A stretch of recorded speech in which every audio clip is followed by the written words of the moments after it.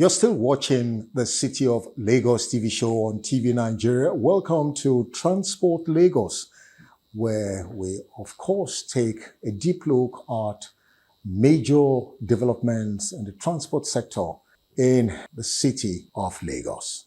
The transport architecture of Lagos took a revolutionary turn with the introduction of the blue BRT buses. And of course, its operation, management, and administration is under the responsibility of one of the strategic agencies under the Ministry of Transportation, talking about the Lagos Bus Services Limited. Today, we're here to verify and, of course, ascertain the level of achievements, initiatives, projects, and programs, and, of course, prospective plans of this agency, under the able leadership of the Managing Director, CEO, Mr. Oyedepo. You're welcome, sir. Thank you very much. Transportation forms the major pillar of the Teams Plus agenda of Mr. Governor.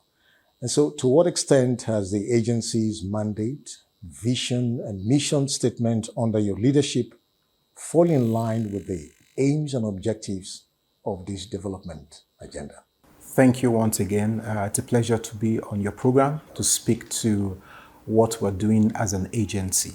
Lagos Bus Services Limited is the Lagos State Government public bus appointed bus operating company. Our mandate is to provide modern, safe, secured, reliable, and convenient mass transportation for Lagosians that also integrates with other modes of public transportation. As a company, we also have a mission that drives our purpose as an organization. And that mission is around providing smart and sustainable public transportation that meets the need of a mega city like Lagos. Lagos is 26 million people and counting. And so you need a very reliable public transportation system that can cater to the daily mobility need of Lagosians. And speaking specifically to the T, which is the number one pillar within the strategic priorities of this administration, that speaks to traffic management and transportation. As an agency of government, we are responsible for providing mass transportation mobility for Lagosians on a day-to-day basis. And that pretty much feeds into the priority of the state's transportation agenda, which is an integrated multimodal transportation system. What that essentially means is that you are ensuring that the different modes, and specifically I would like to talk about just three modes, the road, which talks about the bus, the rail, which talks about the train, and then water, which talks about ferry, ensuring that there is a seamless integration along those three modes. And of course, you know that every journey starts on the land, starts on the road. And so we play in that space where we ensure that people are able to start their journey and also finish their journey. So journeys don't just start on the land or road, it also finishes. So as an agency, we are driving that integrated multimodal, connectivity, and that we've done, pretty much well since the onset of this administration. As a leading provider of public transportation in Lagos, what are the very recent significant achievements, innovation, and exceptional services of the agency to improve and transform road transportation for the benefit of Lagosians? So thank you very much. I'll speak from the angle of our value proposition. What kind of value are we adding? All right. And so when you look at a transportation system, there are a few metrics that you use to measure, right, the quality of that transportation system. First of all will be the accessibility, because you cannot claim to have a public transport system that is not accessible, that is not available, that people cannot get on, right? And then, of course, you want to also talk about the affordability, because don't forget, we're talking about public transportation. And what that means is that that service must be available to people regardless of where they are within the economic spectrum. So people at the base should also be able to get on that service. And therefore, the metrics of affordability becomes a very critical one. Currently, our service is scattered across the nook and cranny of Lagos. We are currently on about 44 service routes. And Considering that when we started out about 5 years ago, we were just on about 5 routes. We've scaled that over time to about 44 service routes. What is the essence of that? It's to ensure that the service is accessible. Whether you are somewhere along the Lagos-Badagry Expressway, you are in Vokes, you are in Okoko, you are in Festac, you are in Mile 2, the service is available along that corridor. Or even if you are in a corridor as well, we have our services that operate along that corridor as well. If you go as far as Yanopaja, Abule Egba, Topemo, if you come to Ikeja, which is the center as well, our services are there. If you go as far as Aja, Obalende, TBS, our services are there. If you go to Yaba, all right. So that just speaks essentially to the fact that we are offering a service that is accessible to all Lagosians. And that also plays into the Things Plus agenda. The plus talking about the inclusivity, that nobody is left outside of what the state is doing. And then the other thing we also need to consider is about the affordability. And that is a major metrics that you use in assessing the quality of public transportation. Currently, per the NBS statistics, the average fare for public transportation in Lagos year to date is about 1,063 naira, roughly 1,050 naira. That is what it will cost on the average for a Lagosian to use a service from point A to point B, right? Now, in terms of our own fare point, it's around 530 naira, which effectively is about 50% of what the average fare within the state is. So the implication of that is that about 50% is saved relative to the other pricing within Lagos state.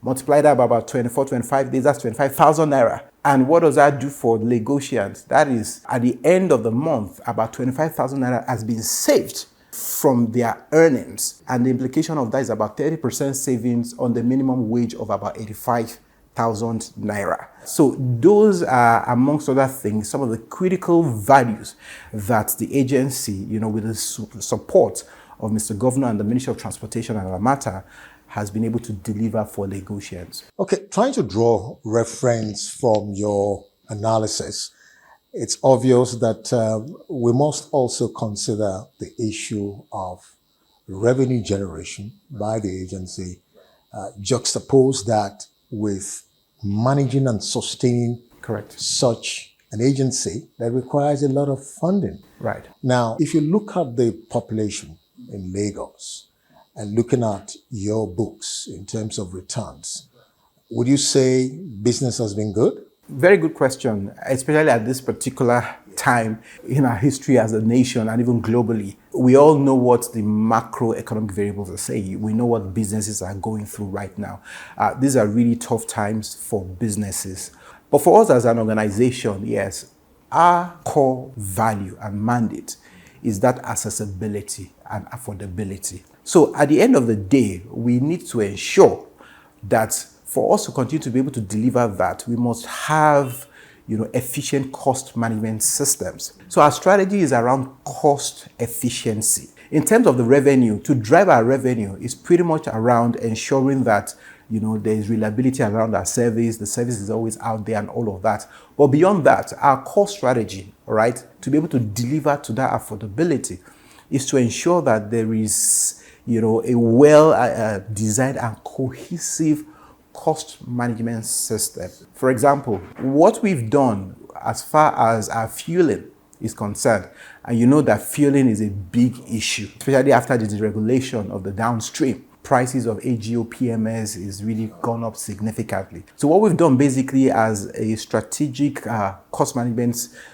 initiative is to ensure that we partner with another sister agency, which is Ibile Oil and Gas, such that we take advantage of volume purchase. So that way we're not doing spot purchases that, of course, the prices are volatile, such that we take advantage of volume purchase over a period of time. And what that does is that it gives us reliability around our costing. And of course, we are also able to get the leverage of economies of scale in terms of the cost of our operation. So yes, as a company, we're doing our best to ensure that this service is sustainable and is available and it is affordable for our commuters. Now, Lagos Bus Services recently marked 5 years of operation. So what are the new set standards to follow best practices to bring about positive change in the transport architecture of the city. In May of 2024, the current year, it was our 5th year anniversary as an organization. And of course, we looked at our performance, we looked at what we've done, and it's been a story of growth. Of course, that couldn't have happened without the strategic and visionary leadership of Mr. Governor, Mr. Babajide Olushola Sanwo-Olu. When the company started out in 2019, it started out with just 50 buses on 5 routes. Over the last 5 years, by the time we looked at our data, we had moved from mere 50 buses to 300. That is a massive leap. In terms of the ridership, at the time, we're doing less than 4,000 passengers a day. Today, we're moving 60,000 Lagosians on a daily basis. Now, in terms of the cumulative passenger ridership from 2019 till May of 2024, we had moved over 50 million Lagosians, and that is a huge accomplishment. On a daily basis, we're having about 1,000 bus trips. All right, we're covering about 40 to 50,000 kilometers on a daily basis. That just shows the scale of the operations of this company. But looking forward, speaking to what the governor has done as far as giving people options, only recently the commercial operation of the Red Line commenced. And of course, we know that the Blue Line celebrated its 1st year anniversary recently. If we look at the integrated multimodal transport system, what that means is that there needs to be a synergy, a connectivity that happens. People need to be able to get on the bus to get to a point where they now need to get on the train or on the ferry. So what we are looking at right now and what we are doing is to improve how we are aiding that connectivity. That's on one side. We also are ensuring that we also increase our penetration and accessibility, getting onto routes that we never were, before now. And obviously, we also are improving our operational efficiency. So one of the things we've done this year, for example, was to decentralize our operations such that our operational base are closer to the origin where people start their journey. So for example, we have a depot in Yaba where we fully operationalize so that people that are going to the island, for example, in the morning AMs can start their journey around there. So that aids operational efficiency for us. So those are some of the things we're looking at in the short run to see that we continue to meet up on our mandate and we continue to deliver value for Lagosians. How resourceful and committed to duties is the workforce of the agency in order to maintain and sustain your top-notch customer service and good interpersonal relationship? This is a service-oriented organization, right? Our core stakeholder are the customers, the passengers.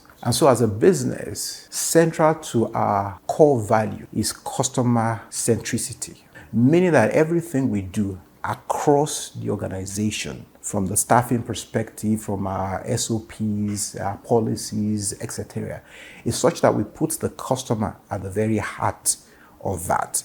And what do we do? So we have a very robust customer service training program that regardless of where you are within the organization, regardless of your function, everybody is exposed to a decent level of customer service training. In addition to that, as managers, we don't just sit in the office, right? We do what we call meet the managers. And what do we do on such days? We go out. We assign different managers to different stations. And what they do there is to have a first-hand engagement with our commuters to get a sense of, are there challenges? What are the expectations? What do we need to do differently? And that basically just gives us a first-hand experience. And it also puts a face to the organization. So when commuters are ordinarily, we just see the captains, those are our drivers and ground staff. Now you're seeing the people that are behind the scene. It sort of gives a sense of, what this organization is really about. Then in addition to that, we also have some sort of evaluation mechanism. For example, mystery shopping. So we also carry out mystery shoppings from time to time as a way of having a covert, insight into our operations. And we gather those data, we use it, and we refine it. We use it to refine our service delivery, all right? But I must say that The staff of LBSL are extremely dedicated, committed, and passionate about what they do. I mean, there's no sleeping time, right? You run 2 shifts of 8 hours, and then at the night shift, where you expect that people are sleeping, no. The buses are being washed, they're being fueled, they're being worked on, so that as early as 4 a.m. the next day, the buses are out there on the road as well. And that only takes a crop of dedicated and committed workforce that will ensure that that happens, okay? And all that maintenance and all that happens within our depot. So when the buses come in, we've got a fuel dump where the buses are fueled. We have a stabling area where the buses are stable. They are cleaned, they are prepared for the next day, and then you have checks and all of that to be sure that those buses are ready for operation the next day. We've had the opportunity of speaking with some Lagosians, stakeholders who, of course, were preferring an idea. We don't know if the company is actually considering this. We're talking about a 24 hours operation. Should we be expecting such, or the agency does not have the capacity to do that right now? Thank you, very interesting. And I also believe that people are drawing similarities from similar cities in the world, i.e. London, New York, and all of that. But again, our service is demand driven. For us to be out there, then that means there has to be that demand.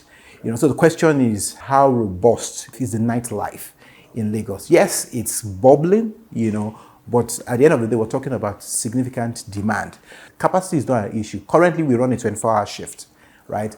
We run about 8 hours in the AM and the PM, and then at night, we run a shift of washing, maintaining, and all that for the next day. So we can very easily deploy our service even in the night time. For an agency of this nature, there has to be room for synergy and collaboration between other sister transport agencies. So what has been that synergy and level of collaboration in order for you to fulfill your set objectives? The transportation family is one of the most cohesive MDA, where there is that sense of camaraderie amongst the various leaders, either GMs, MDs, or whatever the nomenclatures are. And to be honest, that has essentially been as a result of the leadership of the ministry. Talking specifically about the Honorable Commissioner now, Mr. Oluwaseyi Oshiyemi, we have regular meetings amongst ourselves where he chairs, and we cross-fertilize ideas, right? We look at each agency and see how we can leverage our comparative strength and advantages such that there's some sort of synergy when we come together. But speaking specifically, I'll touch on a few agencies that we have direct interactions and engagement with. First will be Lamata, responsible for the urban mobility. Lamata is what you call the PTA, that's the Public Transport Authority. Within every public transport system, you have a PTA and a PTO. The PTA is Public Transport Authority, and the PTO is Public Transport Operator, which we are.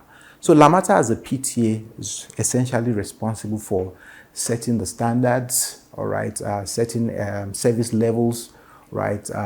They also ensure that the right kind of infrastructure is in place. So from that angle, we're collaborating effectively with Lamata. They're also helping in terms of provisions of some infrastructure, all right, for us where we can also deploy our service. Also, lastly, we have such a cordial relationship from the certification of our training school. We have a training school here where we have hands-on training for our drivers. We have a scheduled training arrangement that we have. So lastly, from time to time, help with the certification of that training school. And of course, last man. So from time to time where we need some sort of priority access in the delivery of our service, LASMA is always there to ensure that we get those kind of priority access.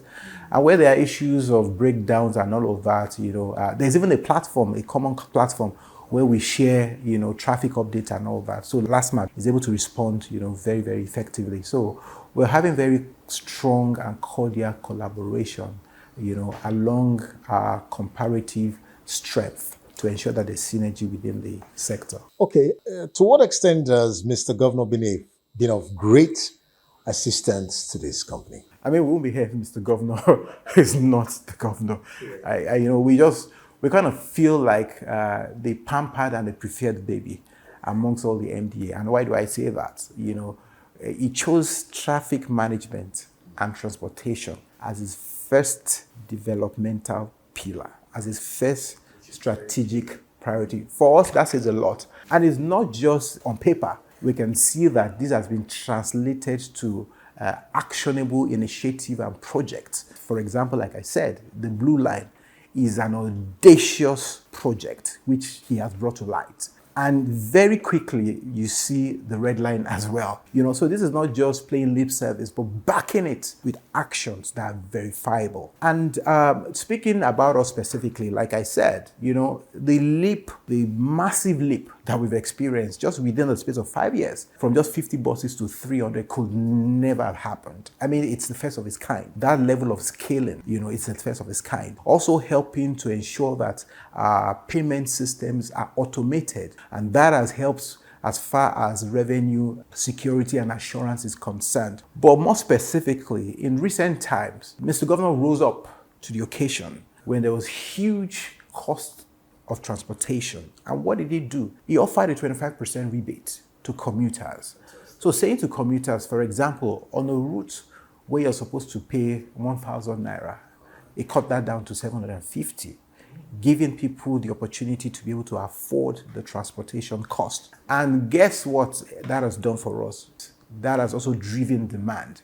So people that up until now or before those rebates were not using the service, that sort of pushed more people to use our service. So we're clearly seeing that there is increased demand and increased ridership. And honestly, this is as a result of the commitment of our dear governor, Mr. Babajide Olusola Sanwo-Olu. So he's been extremely supportive, and we, like I said, we feel like the preferred child amongst so many children that he has. A very fundamental aspect of transport management is maintenance.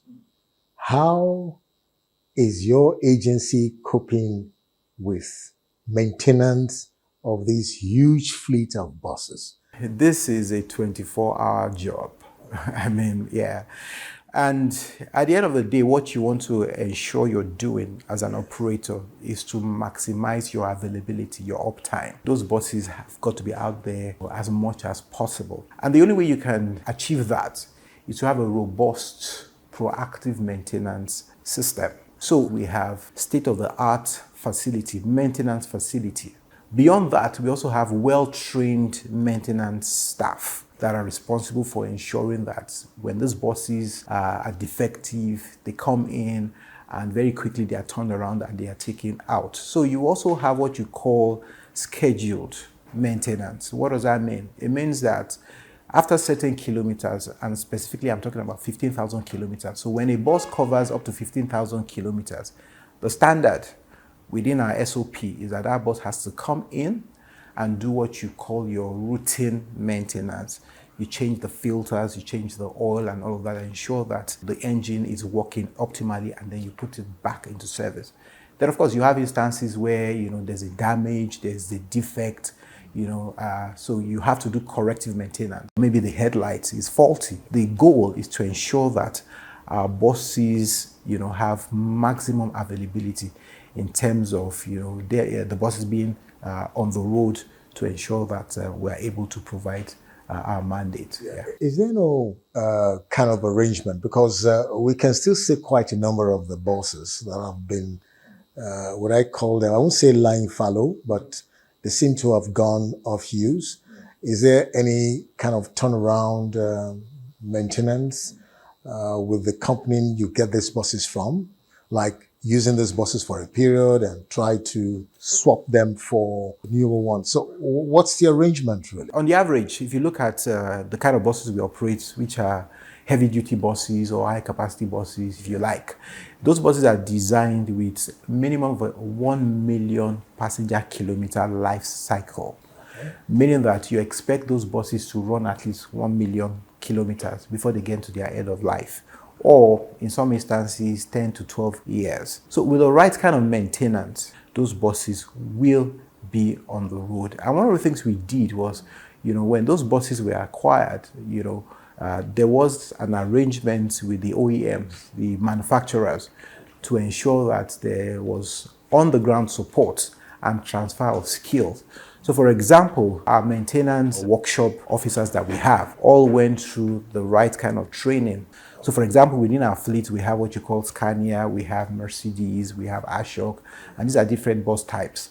So those OEMs, or the manufacturers of those buses, were involved in training our people and ensuring that there's skill transfer. So that way, the maintenance of these buses, continue to go on and ensuring that the service is sustained over the useful life of the assets. Thank you very much. Well, in line with the current president's policy advocacy for clean and green economy, so how prepared and forward-looking is the agency to play big time in the transport sector? And what other futuristic plans are in the pipeline to give Lagosians a better transport system? Yes, you just mentioned the president's policy, which is the PCNGI, to ensure that public transportation or transportation in general leverages CNG to drive transportation. But even beyond that, if you come to our own local environment, or you come to Lagos State, and let's domesticate this conversation within Lagos State. Lagos State has recently launched its transport policy, and within that transport policy, it shows a clear roadmap of how the state is going to transition from the current fossil fuel type buses to cleaner energy buses. That's on one hand. And then you also have what we call the Climate Action Plan, which is a 5-year document. And that document speaks to the vision of Lagos State achieving carbon neutrality by 2050. In that document, he identifies that transportation is a major contributor to greenhouse gas emissions. As a matter of fact, about 25% of carbon emission is provided or is generated through transportation. And so what have we done, right? And not just Lagos. In Lagos, we don't just talk the talk, we do the work, right? So what we've done, in recent time is we're currently running a proof of concept with an electric bus. I mean, in Lagos, as we speak today, you have electric bus that is running on the roads of Lagos. And what we're doing with that is to gather data, to gain insight into the performance of these buses. And I tell you, the data have been quite encouraging. And of course, just reiterating the fact that going forward, cleaner energy buses are the way to go. So we are very much positioned to ensure that we refleet our buses, right, with cleaner energy as we start decarbonizing, taking out the fossil fuel energy buses and bringing in CNG buses and of course electric vehicle buses. We're also speaking very closely with the PCNGI so that as the initiative is being executed, we're a major player and stakeholder in that whole framework. I want to thank you for coming on the program. It's been quite interesting speaking with the Managing Director, CEO of Lagos Bus Services Company Limited. To a large extent, it's obvious that a lot of efforts and initiatives have been taken to sustain the tempo of offering quality, sustainable, safe and secure transport system for Lagosians, especially on the road. So, MD, what are your final words of encouragement and assurance to Lagosians to actually believe in your mission statement? Thank you very much. So first of all, I want to recognize our critical stakeholders who are our passengers, the 57 million Lagosians roughly that have used the service from inception up until date. We want to express our heartfelt gratitude for believing in us and committing your mobility need to us. We won't be here. There will be no LBSL if we don't have our commuters using our service. On behalf of myself, the management team, and the entire workforce of Lagos Bus Services Limited, we want to say a heartfelt gratitude. Thank you to our commuters. Also the stakeholders, various stakeholders, internal and external stakeholders. Obviously, we couldn't also be doing what we're doing without the stakeholders. We would also like to thank the leadership of the Ministry of Transport, specifically Honorable Oluwaseun Oshiemi, for his leadership an oversight function over the entire Ministry of Transport and all the agencies. And again, we want to reassure everybody that as an organization, you can count on us. We will continue to ensure that this service is accessible. We will get to areas that the service does not currently get to right now. We will also do our best to ensure that the service continues to remain affordable.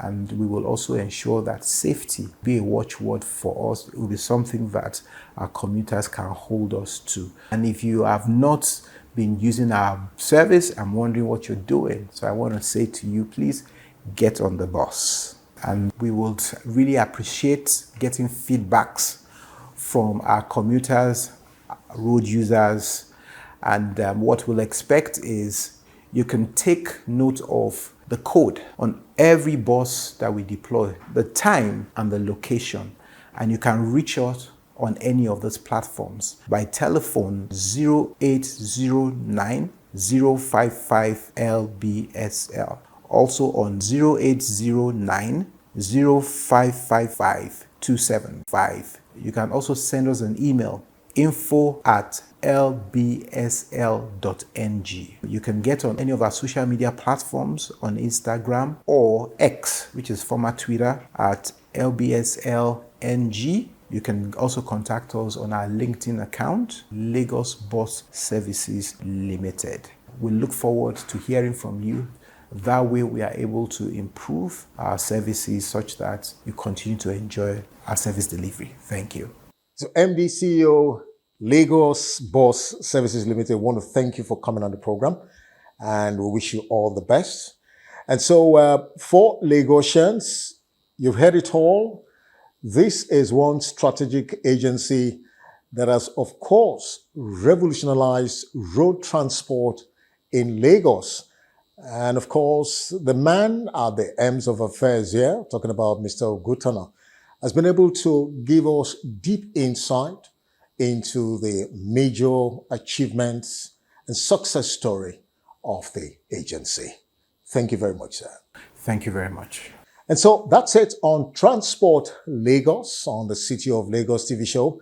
The show will continue in a moment. We'll be right back.